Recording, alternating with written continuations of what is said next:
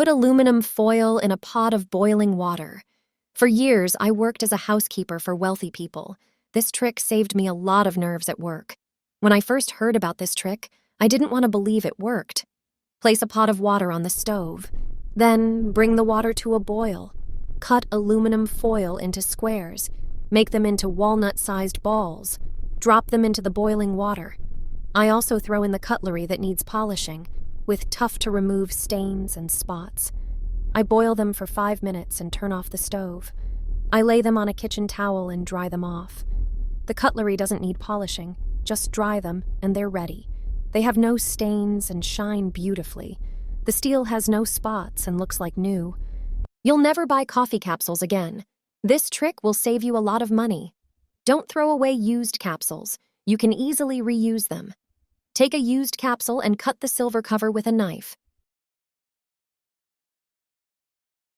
Then, empty the coffee.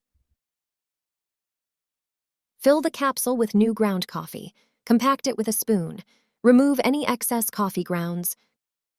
Cut a square from aluminum foil. Cover the capsule with it and fold it around, sealing it tightly. Use a knife to trim any excess foil, and you're done.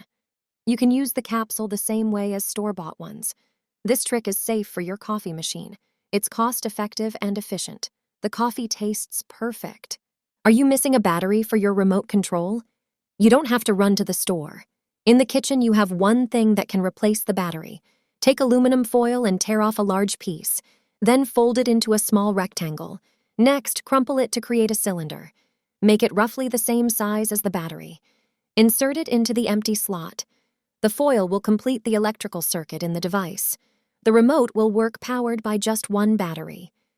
Did you know about this?